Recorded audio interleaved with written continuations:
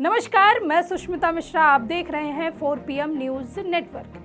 UP में हाल ही में हुए उपचुनाव में भले ही भाजपा को सफलता मिली हो, लेकिन अब आगामी 2027 विधानसभा चुनाव को लेकर सभी दल एक्टिव मोड में नजर आ रहे हैं। ऐसे में भाजपा के सामने कांग्रेस और सपा जैसी बड़ी चुनौतियां हैं, लेकिन वहीं दूसरी तरफ सीएम योगी और उप मुख्यमंत्री केशव प्रसाद मौर्य के बीच अनबन की खबरें भी जनता के सामने समय समय पर आती रहती हैं। लेकिन इन खबरों को एक तरफ जहां भाजपा नेता खारिज करते फिरते हैं, तो वहीं दूसरी तरफ केशव प्रसाद मौर्य ऐसे बयान दे देते हैं जिसे लेकर अटकलों का बाजार गर्म हो जाता है। वहीं इस बीच एक बार फिर केशव प्रसाद मौर्य ने ऐसा बयान दिया जिसे लेकर सियासी गलियारों में जमकर चर्चा हो रही है। दरअसल उन्होंने 2027 में विधानसभा चुनाव को लेकर बड़ा दावा किया है। उन्होंने साफ कहा है कि यूपी में अगली बार भी भारतीय जनता पार्टी की सरकार पूर्ण बहुमत के साथ बनेगी।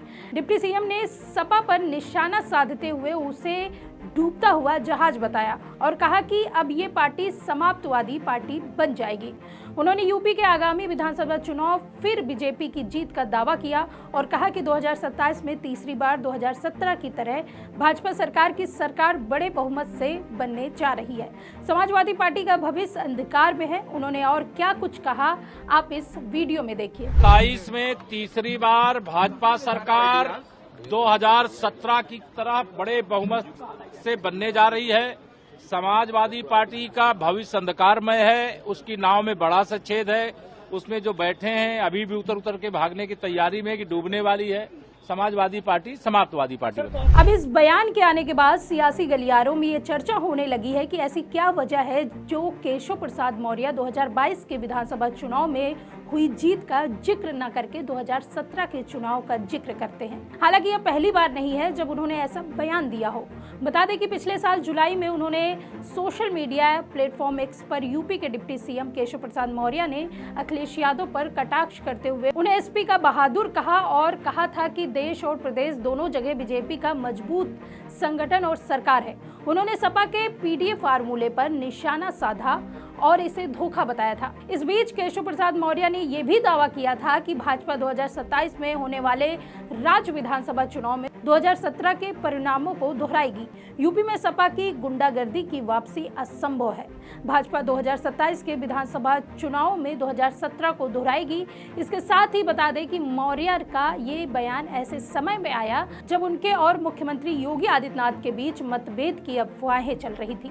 15 जुलाई को भाजपा की एक दिवसीय प्रदेश कार्य समिति की बैठक के दौरान दिए गए बयान के बाद यह अफवाहें शुरू हुई थी। बैठक में मौर्य ने कहा था वह खुद को पहले भाजपा कार्यकर्ता मानते हैं, फिर उप मुख्यमंत्री। उन्होंने इस बात का जोर दिया था कि संगठन हमेशा सर्वोच्च था और रहेगा। खैर, 2017 के इस पहली की बात की जाए तो उत्तर प्रदेश बीजेपी में पिछड़ों का चेहरा माने जाने वाले केशव प्रसाद मौर्य मौजूदा योगी सरकार में उप मुख्यमंत्री हैं। 2017 में यूपी बीजेपी की कमान मौर्य के हाथों में थी। पिछले विधानसभा चुनाव में बीजेपी को जीत दिलाने में उनका अहम भूमिका रहा। चुनाव नतीजों के बाद मुख्यमंत्री की रेस में उनका नाम सबसे आगे माना जा रहा था। हालांकि पार्टी हाईकमान ने योगी आदित्यनाथ को देश के सबसे बड़े सूबे की कमान सौंपी।